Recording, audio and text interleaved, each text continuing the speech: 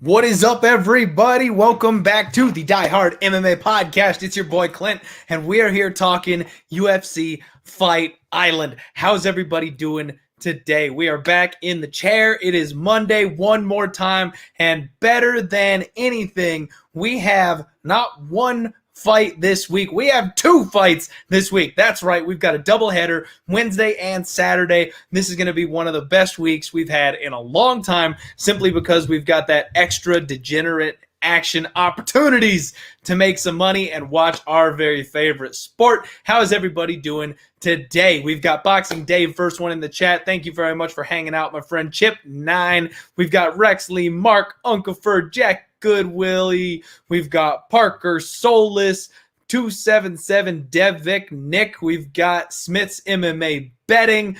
Yo, there was this blind man right. Welcome to the chat. How is everybody doing this evening? You know what? Even coming off of a bad weekend, unfortunately, we did not start 2021 off the way that we would have liked, and that's a little disappointing for your guy right here, but we're still we've got plenty of opportunities to turn that boat around and make things look a little bit better moving forward. So what I want to do here real quick, I want to briefly talk about just one or two things from last week. We ended up going 1-4 on our plays. Buckley absolutely shits the bed on everybody, and even after I said don't follow the hype, don't bet the hype, what do? I parlay the hype and we pay for it. I knew there was going to be an opportunity to go against Buckley, but I'll be honest, I did not think that it was going to be Alessio Di Chirico to be the one who got it done. And then that one I have no excuses for. The very first bet of the night, though, David Zawada. Oh, that kid, second bet of the night, but David Zawada took that bad boy to a split for us, folks. We had plus 220 sitting in our pockets, and he fought tooth and nail that entire time. He very easily could have won that decision. That was all value all day. I will line right back up and make that same exact bet again tomorrow.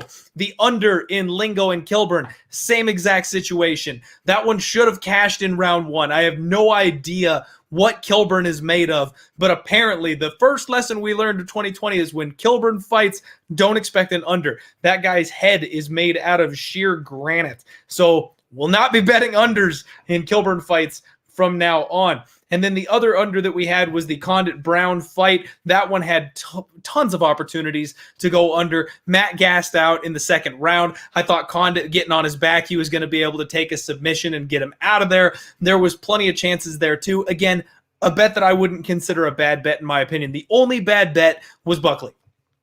We went 1-4. Could have scored big.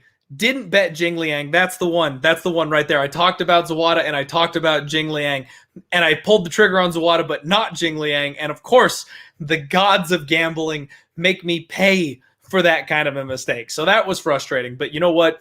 We already talked about UFC Fight Island 8. That one's coming up here on Wednesday. So if you're watching this right now, expecting me to break down Wednesday's card, head on over to odds.com. After we get done with the stream, you'll check out the entire thing there. That's where it's at, and we'll break the whole thing down for you there. I've already tweeted out my picks and my bets and things like that for that one. What we're doing tonight is we are breaking down the big pay-per-view card, UFC 257, the return of Conor McGregor, folks. Everybody's been waiting for it. This has been an absolutely massive pay-per-view. It's been built up for a long time. We're all pumped and ready for it. And to celebrate such a momentous event, we are getting a little help this evening. None other than UFC's Brian Boom Kelleher joins me on the podcast to talk fights. Brian, what's up, buddy? How you doing? Oh, how's it going? Can you hear me? Yeah, I can hear you. Can you hear me okay? I can't hear you for some reason. Okay, that could be a problem. We can hear you just fine. Let me see. We're having some technical difficulties here, folks. Technical difficulties. We got the man himself on the podcast today. Yeah, it says my audio's on. For some reason, I can't hear you, though. Let's see here. Huh. I am currently typing to him since he can't hear me. I got you. I got you. There we go. Can you hear me now? My There bad. it is. Yeah, I got you. One click. I had to click something. All right, Brian, what's up, buddy? How you doing today? What's up, man? How's everything? Everything's good. Everything is good. Got a double fight week. Pretty excited about that. And big fan of yours, man. Happy to have you on the show. Couldn't be more excited. Yeah, thanks, man. I'm a fan of yours as well. I've been watching you hitting those parlays and those bets, and I'm trying to do the same. So there you go. And I've been on a little bit of a rough skid, but hopefully together we can make that work this time around. So what we're gonna do, we're gonna break down UFC 257. Brian's gonna help us out with the fighter's eye on things. What people are good at, what people are bad at. We'll see if we can pick a couple winners and put some cash in people's pockets. All right. First fight of the night here for UFC 257. We've got a women's fight. We've got Victoria Leonardo taking on Manon Fiorot. Victoria's 8-3 with Manon Fiorot. You know what? I'm on the wrong fight. That's Wednesday. My bad. Yeah, I was like, bad. wait a second. I'm like, this sounds familiar. I already said that. Amir Albazi taking on Zhalgas Zhumagulov is our first fight on Saturday. Amir Albazi, 13-1, really hyped up prospect, high on the grappling skill set. Zhalgas Zhumagulov comes in 13-4, a Russian-tested, battle-tested veteran in the UFC. Kind of had a bit of a rough patch so far with his UFC career, but these guys match up pretty well in my opinion. And the betting line says so as well. Albazi is a plus 100 even money underdog with Zhalgas Zhumagulov a slight favorite, minus 120, minus 125. Brian, is there anything in either of these guys' skill sets that you can talk about or you feel strongly about? I feel stronger towards Amir. I just think with the grappling skills, he's going to be able to dictate where the fight goes. I don't know a whole lot about both of these guys, but I know they're pretty new to the UFC, and they're both at flyweight. So I see the fight probably going the distance, especially with Amir's grappling skills. He'll be able to kind of dictate that and keep the fight where he wants. And, he's 1-0 in the UFC, so he started off good, and I think he's going to keep the momentum going. I like that, man. I like that. This is a rebooked fight. They were scheduled to fight a little while back, and my initial lean was to Zhalgas Zhumagulov. I don't know what it is, but I think the guy's a little bit underrated. But as the time has kind of passed and I've been looking at this fight longer, I think you're right, man. I think the youth and the explosiveness of Albazi is going to really make the difference here. And Zhumagulov's never been submitted, so that bears saying that I think Albazi, even though he's got 8 submissions on his record, I don't know if he's going to sync one up this weekend. Yeah, I mean, I don't know if he can get a finish. I think more, with his grappling skills, he'll probably just kind of get the points going and keep it there. But, he doesn't want to deal with the striking. If that's where he feels safe, I think that's where he'll take it. All right. I like it. So me and Brian kind of seeing eye to eye on this one. It's looking kind of like a dog or pass spot. Albazi opened up plus 135 as the underdog, sitting around even money right now. So, if you're getting even money on the guy you think's going to win the fight, not really a bad wager. So First pick agreeing there for both of us. Next up, we've got Nick Lentz taking on Movsar Evloev. This one's interesting to me because Nick Lentz was supposed to be fighting Grundy in this slot. Grundy, I think, popped for COVID, had to pull out, and actually his most recent opponent, Movsar Evloev, fills in for him here. So kind of a fun little mix and match thing we've got going. But Grundy was a minus 160 favorite, I think, so just kind of a slight favorite over Lentz. Movsar comes in here, and they crank that all the way up to minus 400. Apparently, the bookies in the betting market feel a lot more strongly about Movsar than they do about Grundy. Is there anything you can tell us about either of these guys? Yeah, well, I think, Movsar beat Grundy, so I think that's part of that plan, with the bookies, and they see that, and he's an undefeated guy, and I think this is kind of one of those fights the UFC is like, well, Nick Lentz has been here for a long time, let's kind of build someone off of him, and that's Movsar. He showed a good debut, and Nick Lentz has a nasty guillotine, though. He definitely has that grindiness, he's a tough guy, he's a veteran, and he's going to have a lot more experience in this fight, so you got to watch out for that. I don't think he's fought in some time, though. I don't know when Nick Lentz fought last, but I got to lean toward Movsar. I think he's going to have a big reach advantage in this fight, be able to pick apart Nick Lentz from the outside and probably avoid that guillotine and win a decision here. I completely agree, man. That's Nick Lentz is one of these tough and gritty older dudes. You can't count him out. That veteran savvy, he can pull that out at any point. But I got to tell you, in Movsar's last fight with Grundy, If Grundy didn't get that Darce choke, I don't know if anybody's choking this guy out. Yeah. Did you see that one? Do you remember him fighting out of that? No, now that you say it, I kind of remember. Yeah, he got out of that choke. It was pretty damn tight, and I don't know how he slipped out. Yeah, I mean, when that happens, though, you burn your arms out. You're going for a choke. You're going full fledged, trying to squeeze. You think you have it, and then this guy outlasted, and then you're like, what do I do now? Because now my arms are burnt out. So definitely impressive that he got out of that. Yeah, big time. And Movsar's got some underrated striking too. That's another thing for me is he's really marketed as being a grappler. He's another one of these Russian grinders we always talk about. But this guy can strike. Like, he's coming along. This kid is hot. I think he's deserving of the price tag. I'll say that. And unless he makes some egregious mistake, I don't really see how he loses, but we don't have much of an opportunity to get any value on him because I'm not laying 4-1 on this guy to win the fight. Maybe if you can get him by decision, that's still minus 250. You're having to lay 2.5 units to win one on that kind of a bet. So kind of a steep price. I don't know if there's really an angle I like from a betting perspective on this one. Yeah, I feel like it's a tough gauge, because we don't really know what kind of Nick Lentz we're going to see. And this guy's new to the UFC, so that's always up in the air. Kind of don't really see, know what he's going to bring to the table. If he's primarily a grappler, Nick Lentz is definitely going to bring the pressure, I think, forward pressure, try to get inside, with the reach disadvantage. But I think Movsar will fight smart, keep him on the outside, and outstrike him for the majority of the fight. Yeah, I'm right there with you. I think that's a good read on it. So we're expecting Movsar by decision. Not a lot of question marks so far. Me and Boom agreeing on everything pretty much so far out the gates here. Next up, last fight on the early prelims. We've got Andrew Sanchez coming in against Mahmoud Muradov. Sanchez is 13-5. Muradov is 24-6. We got to mention it. Mahmoud Muradov, the only guy sponsored by the Money Mayweather team. He's the only MMA fighter, and that says something. Yeah, I mean, it's kind of shocking, right? Like, out of all people, like, nobody would expect that, but I guess there's some ties there. I don't know where they originated, but yeah, Muradov is he's part of Money Mayweather, so that's kind of scary in its own. They see something special in the guy. Yeah. He's looking shredded leading up to this fight.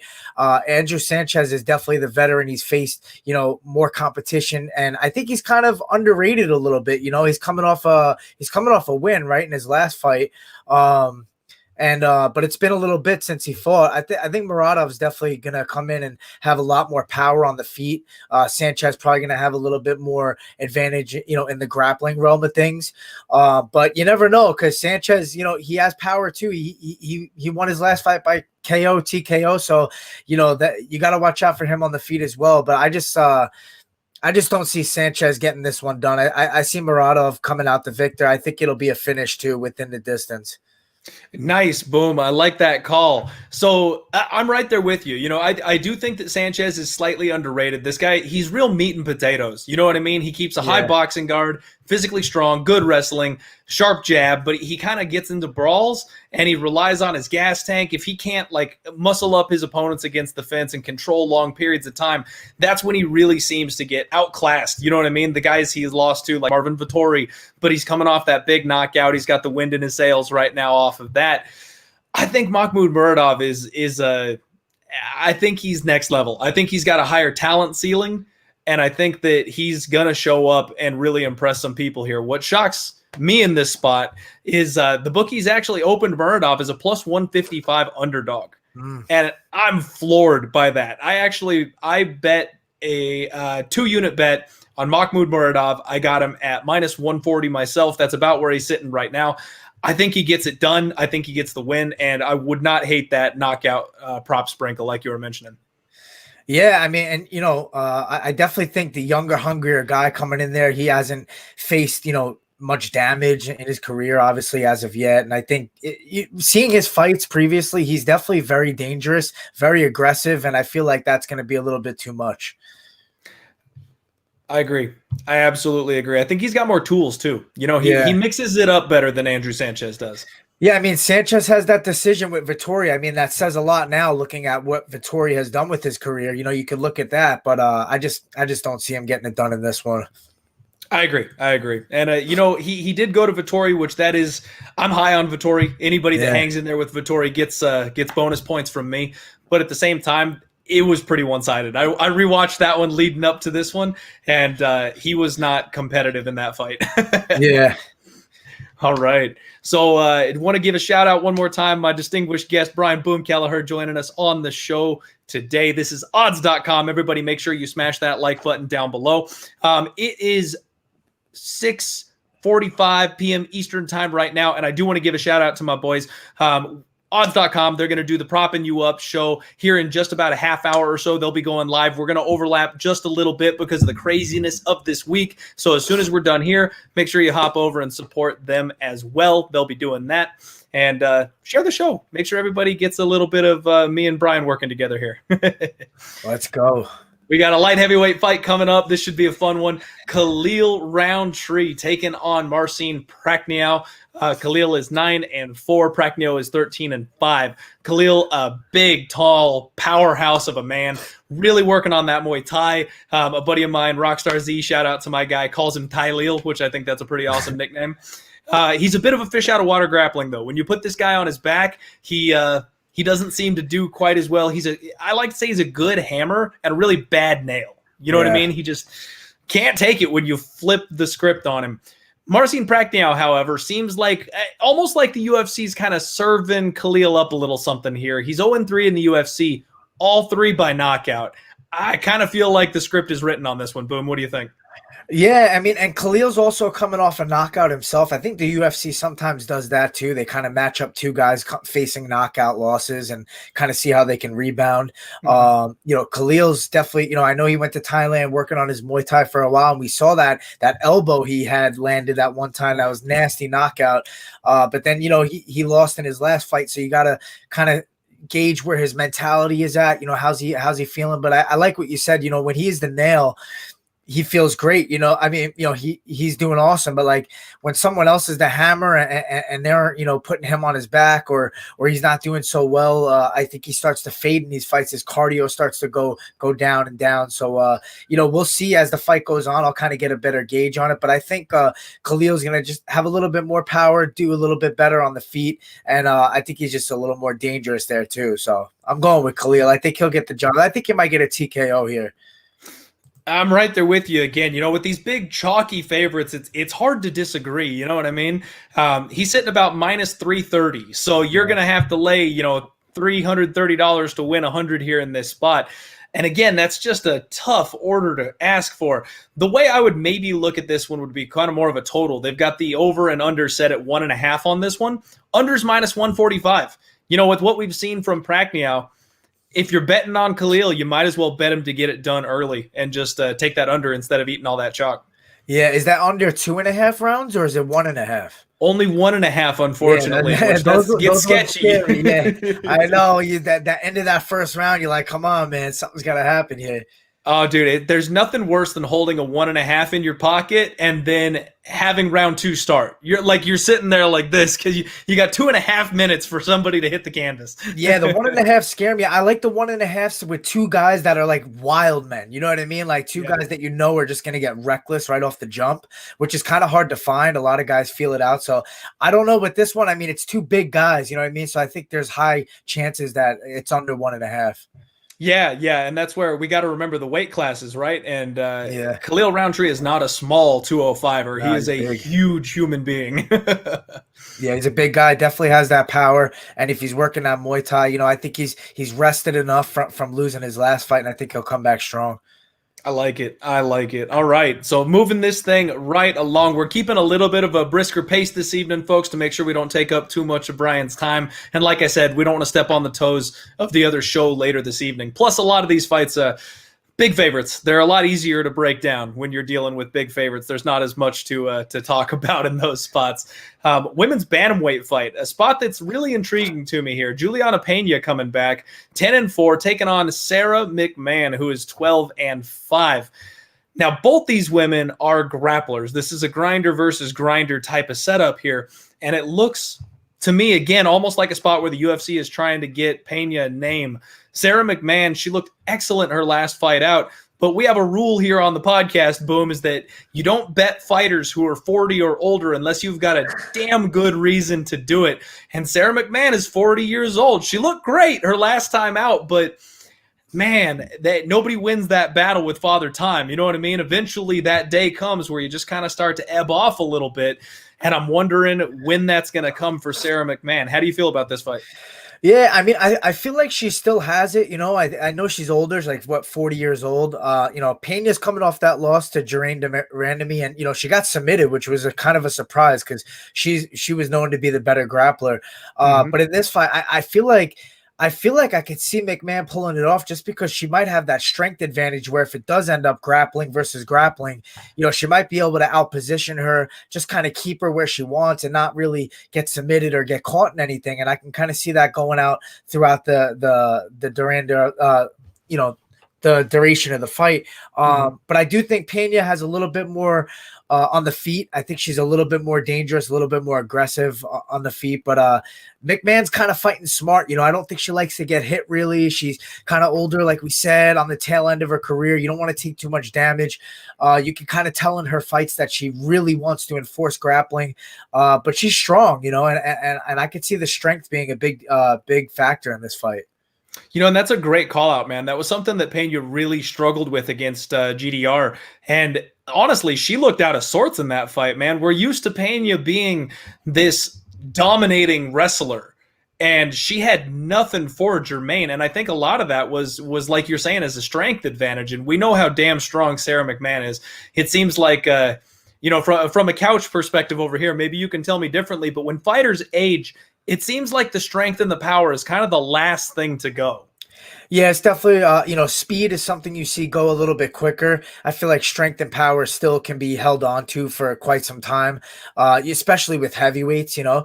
But, yeah, I mean, Sara McMann, you know, I think she still feels good. She's still strong. She's got that wrestling background, which is going to, you know, all that experience grappling over and over and having that wrestling strength is going to pay dividends in fights like these.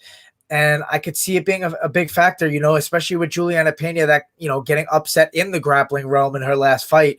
I think Sara McMann's going to try to expose that for sure. I like it, man. I like it. Okay, so Sara McMann is a short favorite here. She's sitting about minus 130 right now. She opened up about minus 130, and some money came in the other way on Pena early, but then it's kind of trickled back the other way to push the line back towards the opener. And, man, the only thing, Pena's going to have that 3-inch reach advantage. If she decides to have kind of a stick and move type of strategy, which we haven't really seen from her successfully, so I don't know if that's going to really work out for her. This one's going to be grindy. It's going to be close, but I'm with you. I lean to the side of Sara McMann in this spot.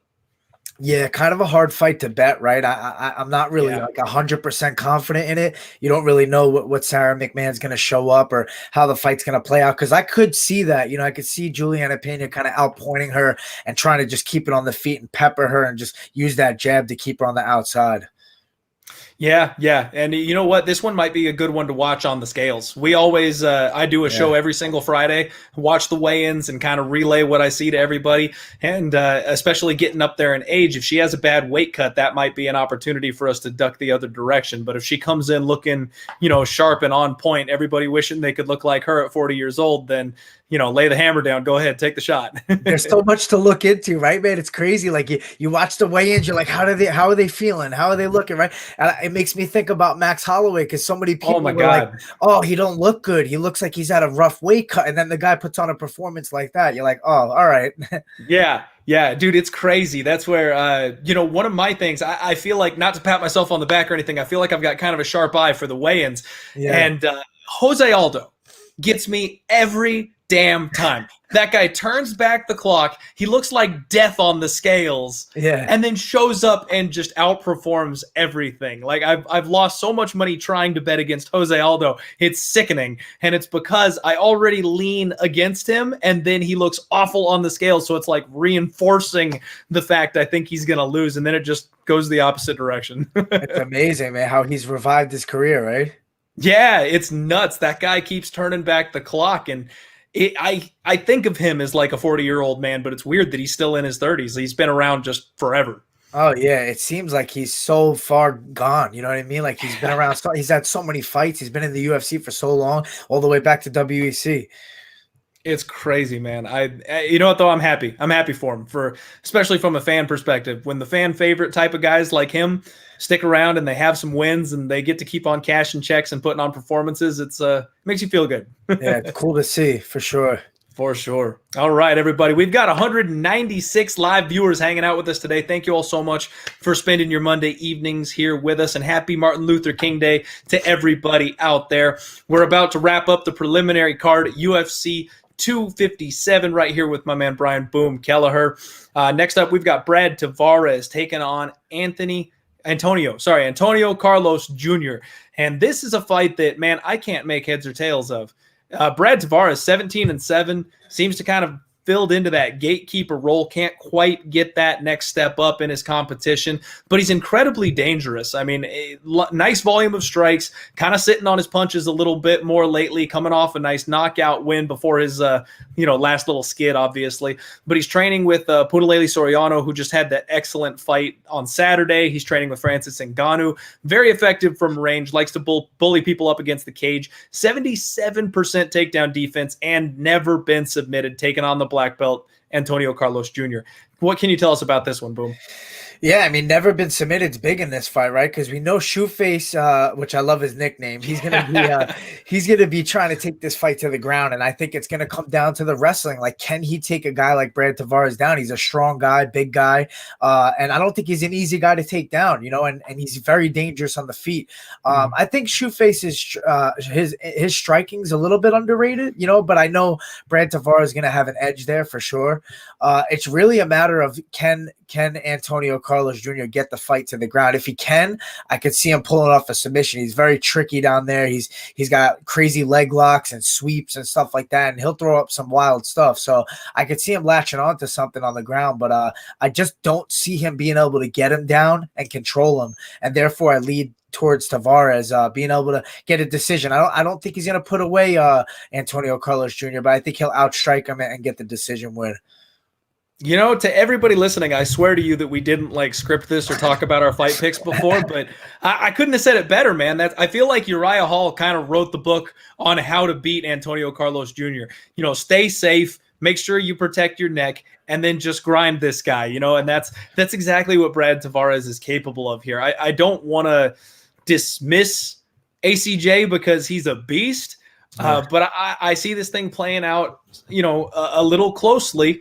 But Brad Tavares coming away with the win. And what we've seen in Abu Dhabi is those judges like the striking volume. A lot of these guys are not getting a ton of credit for the ground control, for the grappling, for pushing someone against the cage and just holding them there. If you're striking them and they hold you against the fence, you're still winning that fight in Abu Dhabi from what we've seen. And that's kind of where I feel Brad Tavares should be able to do just enough to squeeze away with a win. Yeah, isn't it weird, man, with Abu Dhabi? It's almost like somebody tells the refs, like, hey, listen, if there's some holding, just separate that quick. We want to see some excitement here. Yeah, it's weird, man. And that's you were talking about before with the weigh-ins, how there's all these different factors. The freaking judges and the venue of the fights. Just one more layer of the game that we play, man. But that's it's something that I feel like I've kind of honed in on, that if you've got a fighter with a volume advantage, they're probably going to get the nod if you're in Abu Dhabi. Oh, yeah, for sure. You could tell it's definitely favored. I've seen it a bunch. I mean, it just seems different there, especially with, even on the ground. It's like if you're not throwing heavy ground and pound, they're like, you got to work. You got to work. Yeah. They'll stand you up quick if you're not doing something with it. Yeah, for sure. It's I can't imagine fighters with a wrestling heavy mentality, man. I feel kind of bad for them because if you right now there's no options. You know what I mean? You're fighting in Abu Dhabi or you're not fighting. So, you go out there and put your wrestling to use. Unless you're dominant, you're probably not getting the nod. Yeah, you got to have some vicious ground and pound in there or else they're going to stand you up. I mean, you can't just outpoint by position. Yeah. It's interesting, man. The stuff that you guys deal with, we're huge fans. We love to watch it, and I don't know how you guys handle some of this stuff sometimes. I don't know either sometimes, man. It's a wild life, but it's definitely I would never give it back for sure. 9 to 5s are overrated, man. I agree. I will agree with that. All right, man. Closing out the preliminary card, we've got Arman Tsarukyan taking on Nasrat Haqparast. That is a mouthful. Arman comes in at 15-2. Nasrat is 12-3. Just seemed to have righted the ship after that bad knockout loss he suffered against Drew Dober. Really high level prospects here on both of these guys, and I'm really curious to see what you think on this one. Lightweight fight. What can you tell us about these guys? I'll just say one thing. I mean, I fought on a couple of cards with Nasrat, and just watching the guy cut weight, he hits mitts like a madman. I mean, his speed is on another level. It's just sometimes that doesn't translate into the fight. You know, it's crazy. You see guys, they look special to you, but then they lose in fights sometimes. I mean, Drew Dober is no slouch. The guy has a lot of power, so you know, nothing to be ashamed of getting a loss to Drew Dober. But both of these guys are still, you know, very hot prospects. I feel like both have big futures. You know, and you know, Arman's got power, so I think Nasrat has to be smart and he has to utilize his speed and really try to be a little bit safer here. Don't get caught in the firefight. You know, utilize his reach and his speed and try to just kind of land from the outside. I don't think he wants to get caught again, you know, especially coming off that Drew Dober loss, going to be in the back of his mind most likely. But I do think that seeing this guy's speed, it's something different. You know what I mean? It's definitely different than a lot of guys that I've seen. And at lightweight, it's special. So I'm going to lean towards Nasrat. I think he'll outstrike him. I think the fight will probably go the distance. Arman could take a shot, it seems like. And I'm going to go Nasrat by decision. Wow. Okay. So I don't know if you've checked the betting odds on this one, man, but Nasrat is currently a 2-1 underdog, plus 200 on Nasrat Haqparast. So rolling with the dog there. This is a spot that I feel like it's dog or pass, man. Arman Tsarukyan really impressed me. His first fight in the UFC, he draws Islam Makhachev. Like, talk about a bummer. He drops a decision, but he was incredibly impressive in that fight. Strong grappling, great takedown defense, tight boxing. He likes that low calf kick, and he mixes in trip takedowns really unexpectedly. I really like everything this guy brings to the table. And then he fought Davi Ramos, and he was more than willing to play inside Davi Ramos's guard, which Davi is a high-level jiu-jitsu player. That's dangerous, man. Like, I thought Arman would defend the takedowns, stay on the outside, stick and move. But no, he takes him down and beats him up from inside of his guard, something that just massively impressed me. But at the same time, I don't know that he's worth 3-1 here. I don't think he should be this big of a favorite over a guy in Nasrat Haqparast with the hand speed that you were talking about. He's got a great takedown defense game himself, and if it wasn't for that single unfortunate bomb that Drew Dober dropped on him, this is probably lined a whole hell of a lot closer. He was on a 3-fight win streak before that happened. Yeah, I think he's definitely one of the bigger live dogs on the card. You know, he's a very talented guy. I think, you know, basing off his loss to Dober is definitely playing a role in these odds. And just Arman, you know, Arman has displayed a very well-rounded, dangerous game. You know, like you said, to go into Davi Ramos's guard like that and do well, have a good fight against Islam Makhachev, like those are big deal, you know, and I think that that's playing a factor in these numbers. But I just lean towards Nasrat with that speed, man. It's just something different. I've seen it in person, and it looked crazy fast in person. So, and that's during a weight cut. So you can only imagine, you know, in the fight, fully refueled. Wow. Okay. All right. So Brian picking Nasrat Haqparast for the outright upset here, plus 200 underdog. I'm going to side with Arman Tsarukyan, saying he's going to win the fight, but from a betting perspective, yeah, it's dog or pass. You got to go with Nasrat if you're going to lay any money in this spot. All right, and that is the preliminary card of UFC 257. We're on to the main card, and there's 5 fights on the main card. We can try and chop, you know, especially the top 2. We're probably going to spend a little bit more time on breaking down. But once again, this is odds.com. Thank you all so much for hanging out with us. My guest, Brian Boom Kelleher, here hanging out. I do need to shout out one of my sponsors here, the boys over at GOATcapitalsports.com. You can find them on Twitter at GOATcapital_. Tell them Clint sent you. I can only give you any advice on MMA, and so far lately, that hasn't even been working out. So if you want to pay, you know, a reasonable fee instead of doing all the research, they can give you some picks in all sports, NHL, NBA. They do golf really well. So go check out GOATcapitalsports.com. we're kicking the night off with Marina Rodriguez taking on Amanda Ribas. And man, Ribas has just lit the world on fire lately. Everybody is so high on this girl right now. Yeah, she's amazing, man. Her personality is just hilarious. One of those fighters like you could just watch talk forever, you know, just the way she talks and she's got that bubbly personality, which is definitely attractive for the viewership, and she backs it up in the cage as well. I mean, she's got, you know, she's an aggressive fighter. She looks for the kill. She's got amazing submissions, arm bars, beautiful ground game, and she's pretty well rounded. You know, she has decent striking as well. So it's gonna be a handful for Marina Rodriguez. I feel like Rodriguez is definitely primarily a striker. She has good boxing, good speed, and I think she'll try to keep the fight on the feet. You know, it's pretty obvious here, but Ribas is grindy, and she knows how to get the fight where she wants, and she's going for the finish no matter what. You know, if she gets you down, she's trying to look for submission. She's not just holding you or looking to just pass guard and ground and pound a little bit to outpoint you. She's trying to kill you and finish you there. So I got to go with Amanda Ribas. I think they're playing it really smart with her. They know they have a superstar in the making here, and they're feeding her not a layup, but a winnable fight. Yeah, that's really what it feels like, man. Ribas, pretty well-rounded. The striking has a little bit of room to improve here. Grappling, obviously, next level. She's on top of it with the ground game. Marina Rodriguez is maybe the single most infuriating women's fighter I've ever bet on in my life. I've bet on her 2 or 3 times, and she's got draws. She's got 2 of them. And then she had a loss most recently against Carla Esparza, a fight that she should have won running away. And the issue is she just has no takedown defense, man. And she has no sense of urgency to get back up to her feet when she gets put on her back. Crazy good striking. Yeah. Big time power for the women's strawweight division. But she is more than willing for you to just get in on her legs and suck her to the floor every single time.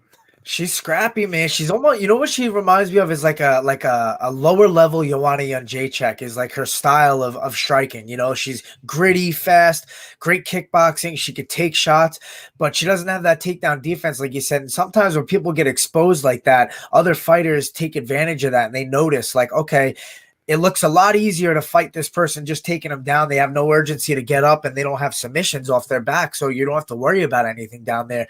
And the thing with Ribas, and like we mentioned earlier about these judges and the way the fights are laid out there to try to primarily be more action packed on the feet. You know, Ribas is very exciting on the ground. She's not just like a pass guard and hold. She's gonna go for crazy submissions, and it's cool stuff to see on the ground. You know, high level black belt jiu-jitsu. So she's gonna try to expose her there, take her down and submit her for sure. Absolutely. And man, I think that's you nailed it though. This is another spot that I feel like the UFC is given a bit of a layup. This is a sink or swim moment for Marina Rodriguez. They're going, okay, we've given you 3 or 4 fights to improve that ground game, improve that takedown defense. You've continued not doing it. Okay, fine. Go fight Amanda Ribas then. Like this is a put up or shut up moment. And her coaches had better be on point, man. Whoever is leading this chick's camps had better have her drilling takedown defense. Because honestly, if Rodriguez could stuff just 1 or 2 takedowns, I think this fight is very interesting. I think she hits harder, and I think she's a much cleaner striker on the feet than Amanda Ribas is. I just don't know if she can keep it there. Yeah, I agree. I mean, the key right there is what you said in training camp is takedown defense. You know, you got to be on point with that because you know if you're going to win this fight, it's going to be on the feet. And she's got crisp boxing, man. So it would be cool to see if she could, you know, stuff a couple of takedowns and make the fight a little bit more interesting. But they're not doing her any favors. Give it a Ribas, that's for sure. No joke. But I mean, man, the thing that sticks out at me big time was that Ribas kind of got boxed up a little bit in a couple of her last fights. And it was the other jiu-jitsu girl that I can't think of off the top of my head. Give me a second. I'll get it. Mackenzie Dern. Mackenzie Dern actually landed some really clean shots on her, kind of puffed her face up a little bit, left her welted. Man, Marina Rodriguez changed the course of her last fight with Carla Esparza with a single punch, like totally swole the side of her face up. I'm extremely tempted to say that this is a dog or pass spot. I know everybody out there is going to call me crazy, tell me I'm stupid, because you can't go against Amanda Ribas, but man, I'm getting Buckley vibes. Like she's the one who's put in the right spot at the right time. She is supposed to run through this other girl. And if Rodriguez lands a couple of big shots on her, it could completely change the way this fight plays out. I just feel like we might be counting her out a little bit too early here. Yeah, it could be true. I wonder what's the submission prop for that fight for Ribas. That's probably still high, right? Because I'm sure they That's a good question. Imagine it. So the line right now is Ribas minus 300 plus 250 to come back on Rodriguez, which, like I said, I feel like that's a little bit wide. You can get Ribas inside the distance at plus 200. So if you think she's actually going to pull off that submission, you're getting 2-1 on it, and that's a really great price. Yeah, it's a great price, because she is a finisher. If she does get it down, she's definitely looking to finish. So that's great there. Yeah. I don't mind that at all. If you want to turn that big chalky line into a plus money line, that's maybe the way to go. I'm curious here. What's Rodriguez inside the distance here? Rodriguez inside the distance is plus 780. But I might be sprinkling that knockout. Throw a little sprinkle, right? Yeah, you got to throw something on that. This fight is probably going to be a pass for me, but that might just be a little sprinkle for me for some fun. There's too much to look at, man. All these props and the possibilities are endless, It's crazy. It's great. I love it, man. This sports betting is a ton of fun. As long as you do it within your means, it's a fun thing to have available to us. Yeah, for sure. It keeps it more exciting. Keeps you on your toes while watching. Yeah, I know. And like MMA needs to be more exciting. Football, golf, like hell yeah. Sometimes you need a little extra juice on there. Yeah. Making MMA more exciting should be illegal. I'm already anxious watching these fights. You know what I mean? When you got money on the line, you're like shaking. Dude, it makes all the difference in the world, and that's that freaking Buckley head kick against Tsarukyan, like that. When you just see it go poof right there, like you see their eyes roll back, and you're like, oh no, you lost the ticket. I bet on that right before it happened too. I did like a live bet just because I was thinking in my head, I'm like, you know what, man, Tsarukyan is a little underrated in this fight. I feel like his power is there. Like he hasn't had big wins in the UFC really, but he's always stayed in fights and made them scrappy. And I feel like his boxing was dangerous. And right before it happened, I was like, I just have a weird feeling, and I sprinkled something there. No, you hit Tsarukyan. That's awesome, man. Yeah. Not many people got there. That is freaking awesome. Yeah, I wasn't expecting it. I thought Buckley was going to be a win fight for him. It was definitely a matchup where I thought they were, leaning towards him, building him up. But I just had a weird feeling. Dude, you got to listen to that. That's the other thing with gambling that gets overrated is that little spider sense, that tingling on the back of your neck. Sometimes that pays off. Yeah, man. And I feel like with me too, watching fights and being in there and having that fighter's perspective helps a lot.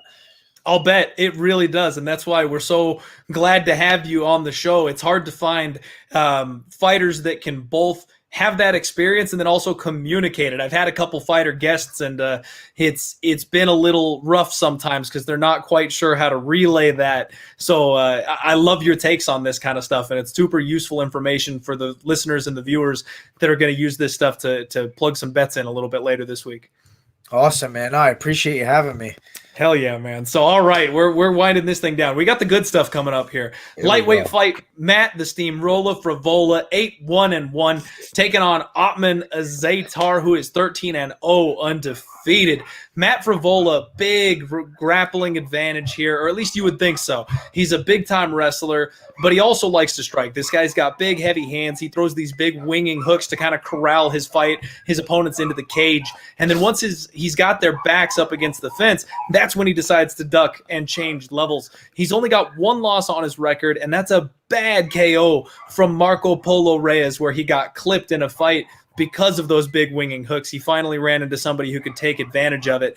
Ottman Azaitar on the flip side of this thing, this dude's got crazy, scary power, big, strong, nice sprawl, good hips. And he always attacks in combinations, too. That's something I like to see, that he throws more than just one shot at a time. He likes to rip the body. He feints to get his opponents to react and then attacks once they're open. And the thing that needs to be said is that Ottman Azaitar is a guy that fights because he wants to, because he's mean, because he loves it.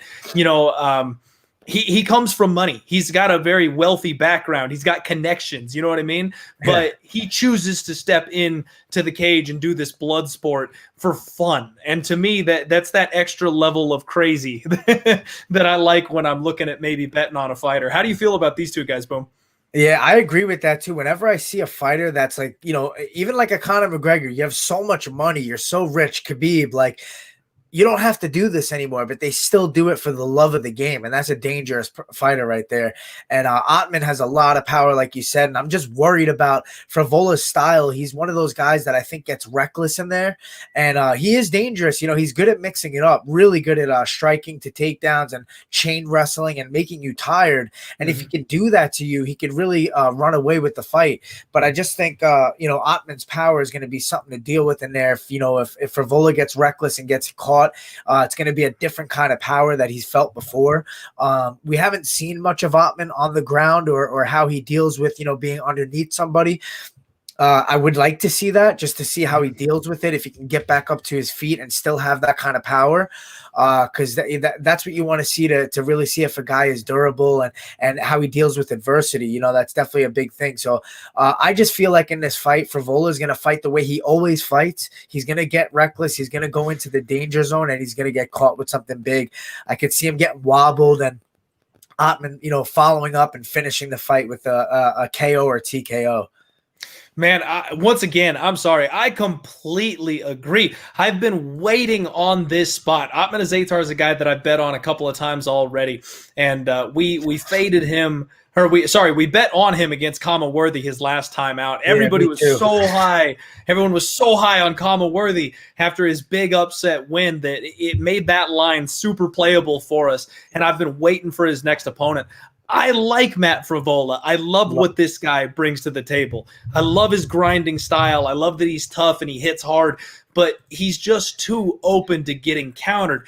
And guys that he's fought recently have been these big, tall, lanky guys that are super easy for him to get in on their hips. Jalen Turner, Luis Pena, the short wrestler against the tall, long guy. Sometimes that works in reverse. We like to favor the people with the reach advantage, but when it's a wrestler, you've got all that room to get in under the hips and dump him. And that's what Matt Frevola has been able to do. Now he's taking on a guy that's going to stand toe-to-toe with him. He's not going to have as easy of access to those hips. And Azaitar hits so much harder than anybody else he's faced in his career, and even harder than the guy that actually knocked him out.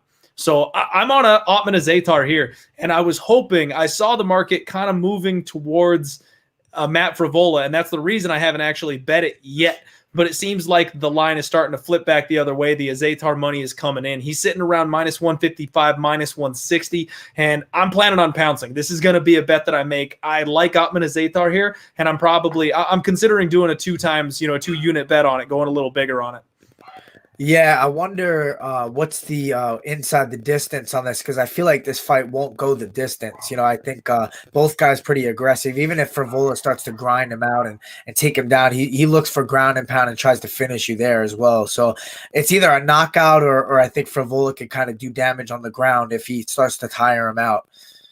Yeah, that's an interesting point there. So the total right now is looking like 1.5. They've got the under 1.5 at plus 135. The over 1.5 is minus 155. They're expecting, again, we talked about those 1.5s. Yeah. They're expecting it to squeeze over that 1.5. But the fight not going the distance is minus 200. So the bookies are expecting this thing to get ended one way or the other. And Azaitar inside the distance is plus 125.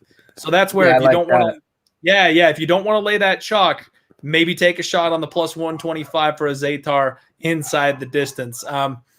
In my opinion, the minus 160 is playable. That's not out of control yet. So I'm probably going to go ahead and play that just in case it gets stretched out, because Azaitar has hit the third round a couple of times. He's got one decision on his record and then one third round knockout. So against a guy like Frevola, who's going to mix in that wrestling, I'm probably just going to eat the chalk on this one and play it safe. Yeah, and I think it's good to see a guy like Ottman, like get a late knockout like that in the third round, because it kind of gives you clarity that he still has that power later on, which is good to know. If you're trying to bet inside the distance or for a finish like that.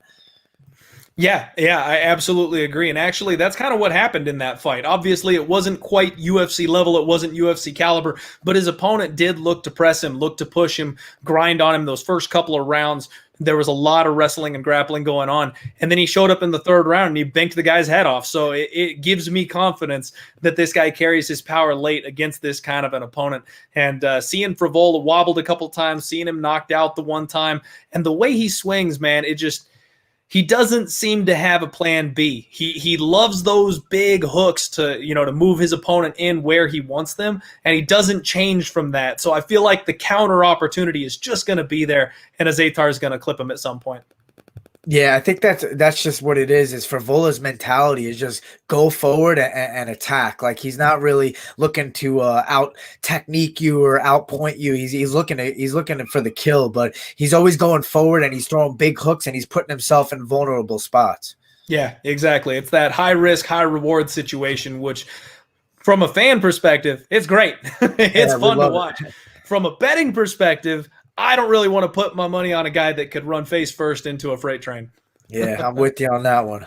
All right. We are cooking with gas now here, buddy. We got 296 live viewers here on the show. Thank you all so much for hanging out with us. Happy MLK Day to you. We've got Brian Boom Kelleher hanging out with us on the show. Make sure you smash that like button and give us a retweet out there. Yeah. We appreciate it. All right. Women's flyweight here. Jessica Evil Eye taking on JoJo Calderwood. Jessica Eye is 15-8. JoJo is 14-5. This is a spot that, man, I am gonna force myself to pass. I'm not gonna lie. I got a little bit of a thing for JoJo Calderwood. She's just so adorable. She flips this switch, man. She's got that cutesy voice, and then she's evil in the cage. I freaking love it. She's a badass on top of being adorable, and she's extremely underrated in my opinion. She's always been flying under the radar until very recently.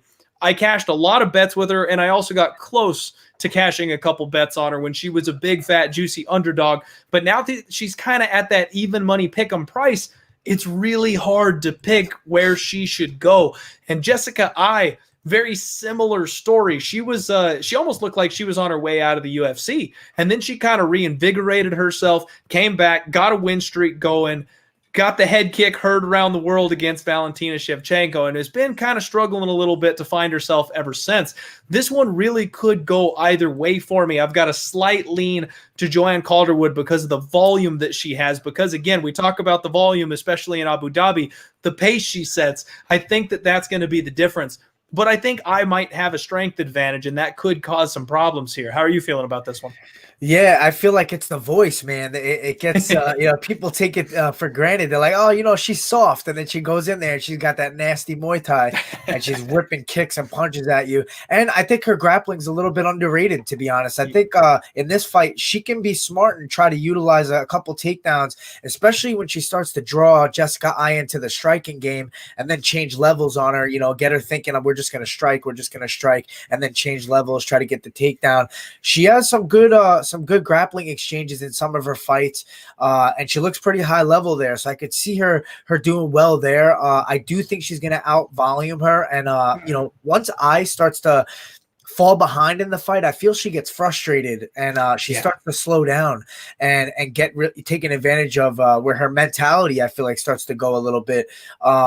I could see that happening as well. If I was going to bet this fight, I would look at the decision for Joanna Calderwood. I think the fight will probably go the distance because I do give Jessica Eye a slight power advantage. She's probably a little bit more dangerous with her hands as far as power goes, but I lean towards Calderwood just stylistically, more volume, more tools in the striking, and she could take the fight down if she wants to.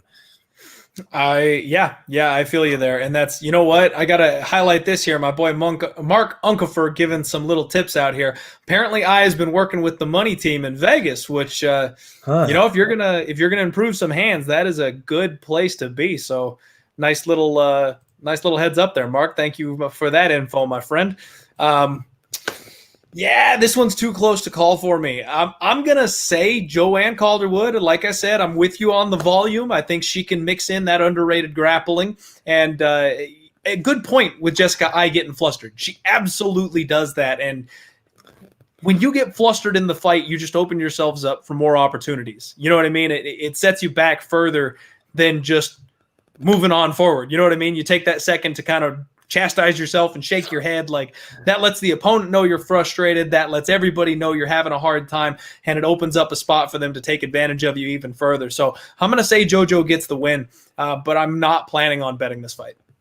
Yeah, I think it's a dangerous one as far as the betting goes. The only one I would look at, like I said, is the decision prop for Joanne. I just think based off that volume, I just don't see the fight getting finished really, but it is a close fight. It's hard, I think because Jessica's eyes boxing is already pretty good. And now with the money team, you never know. It could be a little higher level now. So hard one to pick in that one. Big time. I agree. Perfect fireball and popcorn fight, if you will. Get your favorite drink, get a snack, sit back, relax, kick your feet up. And you know what? For Fight Island, though, since we're doing all these shows in the morning, we're changing from fireball and popcorn to mimosa and waffles. We're going to have some breakfast food, breakfast drinks. I like those thin waffles, like the Eggo style. You know what I mean? You got to get crazy with it. I love those. Those are chocolate good. Chip waffles. You cutting weight yet over there? Boom, you starting to get hungry? I'm starting to dream about all these snacks, all these things I don't usually eat, I'm sure you got to get over the fight, get past the fight, then you can pig out for a bit. Oh, it's unbelievable how the lifestyle is. As soon as you're done fighting, you win a fight, it's like you're on top of the world, and then you're eating all this stuff that you weren't allowed to eat for like months. It's the best feeling in the world. I'm sure. I can't, you know what? The closest I can relate to that is I've done a couple jiu-jitsu competitions, and obviously my weight cuts were never anywhere near the type of weight cuts that you guys do. We're talking 1 or 2 days, and I would make myself sick for like 2 days in a row for the amount of stuff I ate just after 1 or 2 days. So I can't even imagine the kind of weight cut post-mortem you guys have with the food. Oh yeah, it's unreal, man. But it's like dreamland. You just go through, you like make a list. You just go through the whole list of all the stuff you've been dreaming about. What's your go-to? What's the one item you always got to have after the fight's over? I like bar food. Like I like wings, like boneless wings and like fries and stuff like that. I just never eat, or I go Italian. I go deep with some penne alla vodka and mix in some stuff in there. So all right. I like it. I'm a wings fan myself, and now I'm getting hungry. We got to wrap the show up. Like I got to eat now. All right, man. Co-main event time. We've got Dan, the Hangman Hooker, welcoming Michael Chandler to the UFC. One of Bellator's biggest prospects finally making his way over. We've got kind of a little mini tournament here at the top end of UFC 257 with Khabib's words kind of hanging over the whole thing. If he's impressed by somebody, he might come back for that 30th fight. And, I got to stop my rant right there. My boy Connor Mac picks here in the chat. Clint in jiu-jitsu tournaments. What? Buddy, let me tell you. Just for exact times, like I keep them sitting right next to the camera. Gold medals, baby. Where's Cejudo at? There's my triple C. No, you know what? It's funny, actually. I was going to pitch the idea. I would love to have someone like yourself or like Cejudo, after COVID's all said and done, get with me. Because all those, we're totally tangenting here. I apologize. All the couch jockeys out there that are like, man, these guys weigh 125 pounds. I'd kick their ass. I'm like, okay. I am 6 foot tall. I weigh 225 pounds. I've been an athlete my entire life. I want someone to set up a camera and have a grappling match with like someone like you or somebody like Cejudo and be like, watch how well you would do. Like I've got an athletic background and I know I'm about to get my ass kicked, but it would make some good content. It would be funny for people out there to see exactly what the difference between a normal human and a UFC fighter is. Yeah, man. I know it's funny how people think like that, but like we'll put the pace on them and we'll take advantage of that, the cardio aspect of things. And I like training with bigger guys for that. You got to deal with a strength disadvantage for sure, but then you could put that pace on them and tire them out, and then it kind of evens things out. Absolutely, man. I can't tell you the amount of times I got my ass kicked in the gym by guys that weighed 100 pounds less than me. It happened on a regular basis. Yeah, the problem is when you're dealing with a heavier guy that's also, a high-level fighter or a black belt in jiu-jitsu, now, it makes a big difference. Big time, big time. And we're sitting at 321 live viewers. We're about to break down the co-main event. And boom, just got to give you a quick little update. It's 1-0 Islanders deep in the third period, baby. Let's go, baby. Here we go. I've been monitoring it. I've got it up over here on my screen. I bet the Islanders today. Oh, so did I, man. I'm not going to lie. I got my phone down here looking at the score. I didn't even see it, though. There we go. All right. Back at it here. Dan the Hangman Hooker taking on Michael Chandler. So this is a fight where, man, so much has been made of Michael Chandler coming over to the UFC. He opens up a plus 120 underdog. They're even money. This line might even flip here in the next couple of days. Tons of money pouring in on Chandler. It seems like the UFC is really looking for the opportunity to push this guy. And then you've got Dan Hooker, the guy that's just been, he kind of came out of nowhere. He was down at 145, made the move to 155 after that life-changing fight that he had with Edson Barboza, and he's looked like a killer at 155 until he ran into Dustin Poirier. So that Dustin fight was back in June. I think he's had enough time off to, have his brain not be rattled anymore or anything like that. He's going to have a huge height and reach advantage in this fight, and that's something that I think is so, so important here.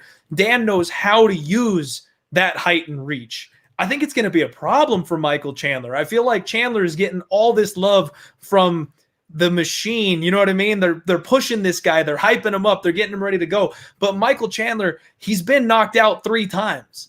And now he's taking on Dan Hooker, who can throw a knee up the middle and crack you right in the jaw at a split second's notice. Just went 25 minutes with Dustin Poirier.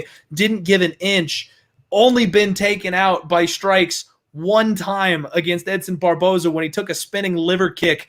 Like, I think people are disregarding Dan Hooker here, man. How do you feel? You're not finishing Dan Hooker. You know what I mean? The guy's been in wars. He's one of the most durable guys out there. And like you said, with the height and reach, I think Chandler is going to look to try to get inside and get close to Hooker. And that's where those knees are even more dangerous. And he gets them up. Like, it's crazy how high he gets those knees up. Like, usually it's like, guys throw a clinch knees to the body, but he hikes that knee up to the head, like, real quick. And it's definitely one of his biggest weapons. And I feel like it's going to be a problem for Chandler. Chandler's going to have that one punch power advantage where he could probably land a hard right hand and hurt Hooker and maybe finish the fight from there. But overall, I love the fight. I think it's a great gauge to see where Chandler is right now. At first, they were going to give him that instant, like, here you go, we're going to put you in a title fight right away as the backup. It's kind of weird. But now he's got to deal with Hooker and kind of work his way back to that spot. And Hooker's like, hey, man, if this is the guy that you're trying to give the next shot, like, I'm trying to steal that spot. And I think that's a lot of motivation for him in this fight. Length, reach, durability. He has all those advantages. And he's got dangerous chokes too. If Chandler tries to wrestle, he'll latch onto a guillotine or some kind of choke. Not an easy guy to take down either. So a lot of these factors, I lean towards Hooker. I feel like the fight will probably go the distance, 3 rounds, right? Yep, 3-round co-main event. Yeah, I could see the fight going the distance. I think it's going to be a pretty savage fight, back and forth, a lot of damage taken. But I could see Hooker just landing more and taking away with the win there. I think decision for Hooker. You know what? I'm kind of seeing a knockout myself, but I think we're on the same side here. I think Hooker's going to be able to do more. That knee up the middle, I think, is going to make a huge difference. And I'm glad you mentioned the grappling because Hooker is no slouch on the ground. This guy has some nasty chokes.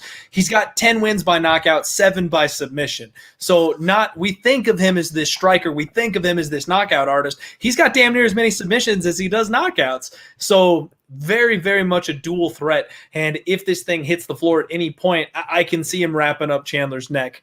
And I just think Hooker has more ways to win. He's younger, he's taller, he's longer. I don't understand why this line is where it's at. And I'm going to be patient. Because the money is coming in right now on Chandler. We could take minus 120 very comfortably right now on Hooker. I'm fine with that line. I'd bet it right now. But if they push Hooker to being the underdog, I am all about it. Give me even money on Dan Hooker, and I'm there all day. Hey, and this is a huge chance to earn that Conor sweepstakes fight. If Conor wins and you beat Chandler, like you call for that Conor fight, and that's that big money payday. So a lot of factors here in this little mini tournament going on. I think that's motivating for Hooker for sure because Absolutely. a lot of people are kind of like, oh, they're bringing Hooker in for Chandler to kind of beat and move up, but the real people know how dangerous Hooker really is, and I think stylistically it's not an easy fight for Chandler at all. I agree. I couldn't agree more, and I just love those city kickboxing boys, man. That's a gym that I love to ride. They are so hot, and they do everything so well. I've been a backer of Dan Hooker a lot, and I think I'm going back to the well. Yeah, I don't blame you, man. They got a lot of savages over there. Great coaching staff as well. Hell yeah, they do. It's a great gym to be a part of. All right, I like it, man. I'm hoping for dog money. So everybody watching this, make sure you give me a follow at Diehard MMA Pod on Twitter. I will tweet when I put those picks out there, but you're not going to get the Hooker one for a little while because I'm waiting until that thing hits plus money. If it starts to head back the other direction, all right, fine. I'll take minus 120, minus 125, but I'm hoping to get plus 100. That'd be sweet. I'm following your lead here, man. You're the professional on this end of things. Well, professional is a bit of a strong word, but yeah, I got you. All right, let's go. So it's time, folks. It is time. Everybody in the chat hanging out. 317 live viewers sitting with us this evening on MLK Day. We are talking main event time, UFC 257. Dustin the Diamond Poirier facing Conor the Notorious McGregor. Rematch, big time here for the number one contender slot for the honor of potentially sucking Khabib out of retirement and back into a battle. Both these guys have history with the champion. Both of them lost their titles to the champion. The Diamond has 26 wins and 6 losses. McGregor, 22 wins and 4 losses. McGregor, 32. Dustin, 31. Lots and lots of things that are very evenly matched here in this fight. Brian, you are our resident MMA fighter. I want to hear your expertise. I want to hear what you've got to say about these two men and what they're capable of. So since that first fight, at 45, which I think is a factor in itself, Poirier, cut a lot of weight down to 45, definitely has a better chin at 55. We've seen him in so many wars. That could be a bad thing, though. He's taken a lot of headshots, the fight against Hooker, Gaethje, all those fights, he's taken a lot of shots. One thing I could say is that when Conor touches you, it's just different than other guys, it seems. He has that accuracy. He knows where to hit. His left hand is just unstoppable. And I think he has a good confidence going into this fight. He seems rejuvenated. It seemed like he was in a bad place for a while, going into that Khabib fight. His mentality, he seemed like he was drinking a lot. He was kind of getting wild. And now he seems like a dialed-in, focused Conor again. And I think that's scary. He looks in amazing shape. I've seen training videos, seen pictures. It just looks like a different Conor right now. And for me, that kind of takes the cake. I feel like to deal with the knockout in the first place, that's in the back of Poirier's mind. I know he's matured a lot, but thinking about that, like, oh, this is that guy that did that to me way back. It's going to be there. It's hard to kind of tune that out. I do think we're going to see a little bit of a longer fight, but not much longer. I think it still could get done in the first round. I think Conor has said that. And when he says things, there's a lot of conviction. I'm going to finish Poirier in 60 seconds. Like when he says that, you don't kind of take that with a grain of salt. You're like, man, this guy feels something. Like this guy knows something. And when he says that, I'm like, I could see it happening. And with his accuracy, how good a shape he looks, I know Poirier's improved and he's looked better and better as he's gone on in his career, but I just see Conor doing it again, man. I see him landing that left hand again. I see him hurting Poirier, stumbling Poirier and just finishing up. Maybe even kicks. He's worked on his kicks. He's improved his kicks a lot. He knocked out, Cowboy with that. He hurt him bad with that. So I see Conor getting it done, and I see him getting it done pretty early, first or second round. All right. Strong words here from Brian Kelleher. First off, I want to give a shout out. Thank you, Smith's MMA Betting, with the donation here, $4.99. 2020 is going to be your year, boss man. You could be speaking to either Boom or myself. We will both take it. Thank you, my friend. And that is actually pretty entertaining for me because I didn't know we were set up for donations here on Odds. So that's, pretty awesome. If you guys want to support the channel and all the content you get, we appreciate that. Thank you. Yeah, set it up, man. I'll take 50%. No problem. I'll hit the boss man up tonight. Let him know. Boom wants 50%. I'll write you. I'll send you a Venmo for the 225. There we go. Thank you, man. We've got this fight here, and man, I feel like once again I'm not making this up. We couldn't agree more on this entire card. Boom. I don't want to dismiss Dustin Poirier. I've done it before, and he's made me pay for it. He is really, really talented. This guy takes a hell of a beating. He's got hard hitting hands. Those fights that he had with Gaethje and Alvarez, like it showed what he's willing and capable of doing, going through the fire. And I guess that's kind of the one spot on this fight that scares me is that Conor McGregor is a shell of himself when he gasses out. When he runs low on that gas tank, he is just not the same guy. And Dustin Poirier is setting records going 25 minutes with Dan Hooker his last time out. So it's kind of a double-edged sword for me because Dustin can keep this thing going, and I know that. But all the wars he's been in and all those slugfests he's been in, Conor's been sitting on a yacht somewhere, man. He has not taken that damage. He doesn't have those miles on his body. So, yes, it's proven that Dustin can do it, but he's taken that damage, and Conor can be the beneficiary of that very easily.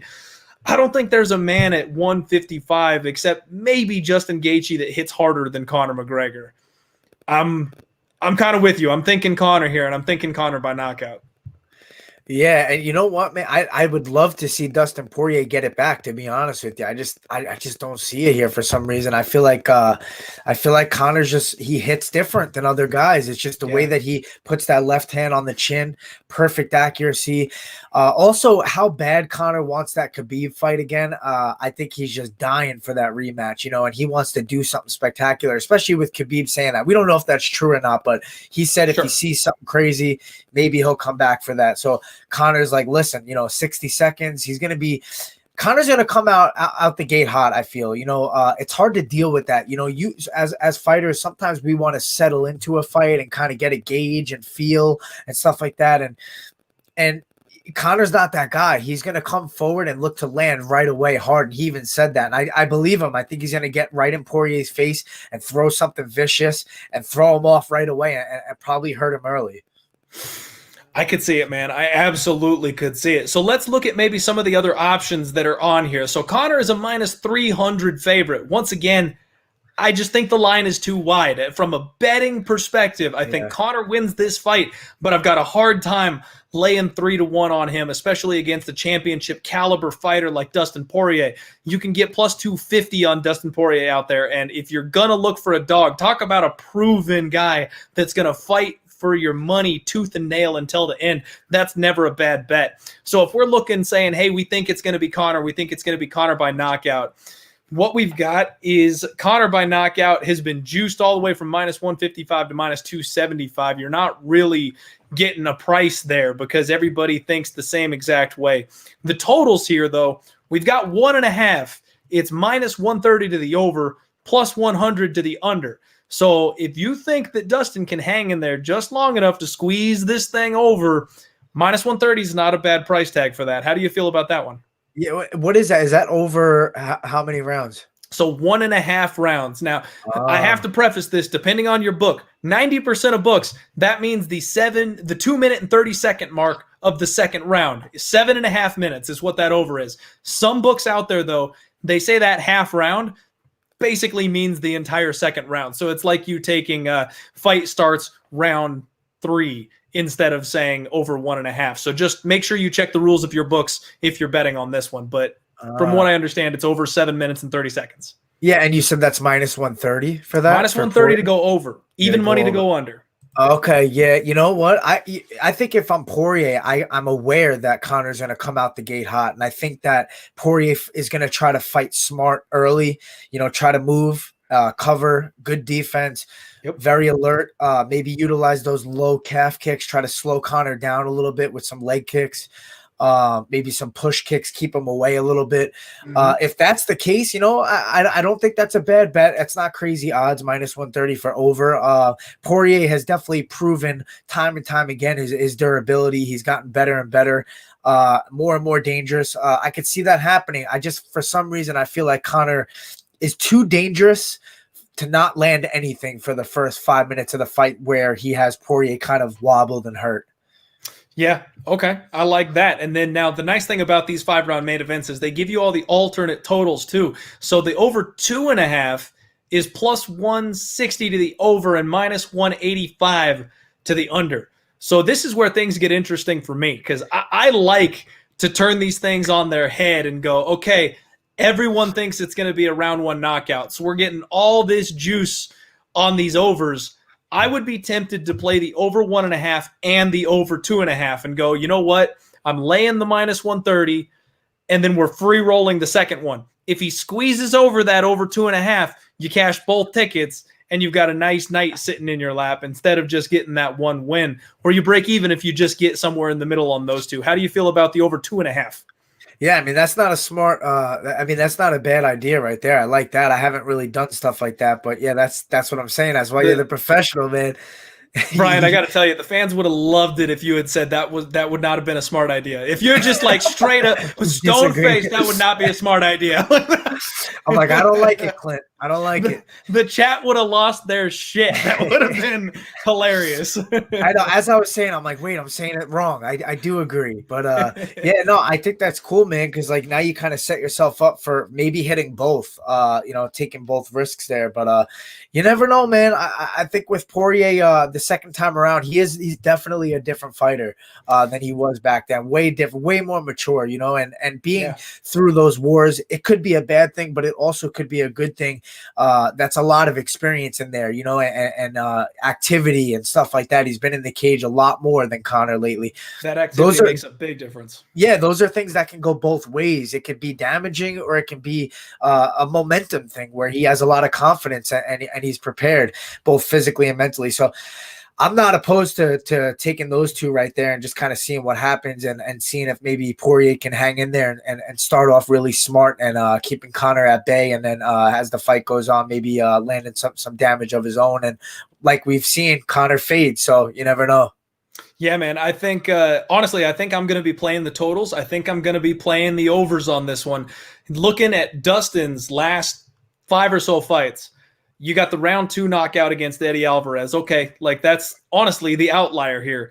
He got into the 3rd round with Khabib, and that, the wrestling sealed the deal there, not the striking. So then against Justin Gaethje, they made it all the way to the 4th round. Against Max Holloway, that went the full distance, 25 minutes. Against Dan Hooker, that went the full 25-minute distance. And even Conor, in his last 4 fights, he made it to the 4th round with Khabib. He went all 5 with Nate Diaz. Now, I know those are older because he's been so inactive, but when you're talking, first round finishes, yeah, he knocked out old man Cerrone in 40 minutes, but I feel like that's the outlier. The other fights have all been taking a little bit longer. I think I've got an opportunity here to go against the public perception and try and squeeze a couple of these overs out. Maybe do what I like to do is a bigger bet on the one you're more confident on, and then scale it down as you go. So do like a full bet on the over 1.5, and then like a half bet on the over 2.5, and then like a quarter bet on the over 3.5, and just try to like squeeze it all the way out. And you're just watching the clock, sweating it out, chewing the nails.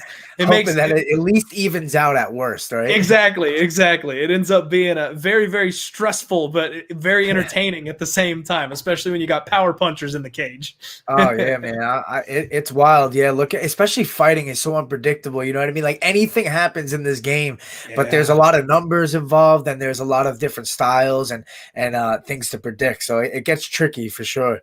It's crazy, man. It's a fun sport. It's our absolute favorite. There you have it, everybody. Brian Kelleher hanging out on the podcast, man. We thank you so much for breaking down this fight card with us. It's been an absolute blast having you.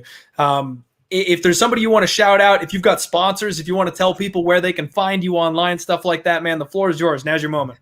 Yeah, no, thanks for having me on, man. It was a lot of fun. I'll be watching for you out there, hitting those bets on Twitter, posting your videos, and yeah, good luck with all that. But yeah, follow me on Instagram, Twitter, Brian Boom 135. My YouTube channel is just Brian Kelleher. And that's about it, man. Thanks again.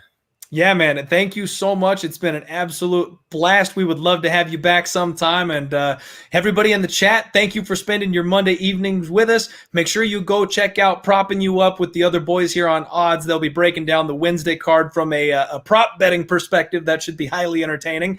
And, usually I give a little speech about making sure you're kind and nice to everybody out there and, giving everybody some hope, something to look forward to. But we got back-to-back MMA this weekend, folks. I've got nothing to say but how excited I am. I'm going to do tomorrow's weigh-in show for the Wednesday card, and then we've got the Wednesday card, and then I've got Thursday where I'll do Total Madness for Saturday, and then the weigh-in show on Friday. I'm going to be busy this week, so everybody stay positive. Send some love out there. Good luck on all your degenerate betting action. Smash that like button. Subscribe here to odds.com, and follow my boy, Brian Boom Kelleher, at all of his social media outlets. Boom. Let's go, baby. Boom. You all have a great night. Let's roll.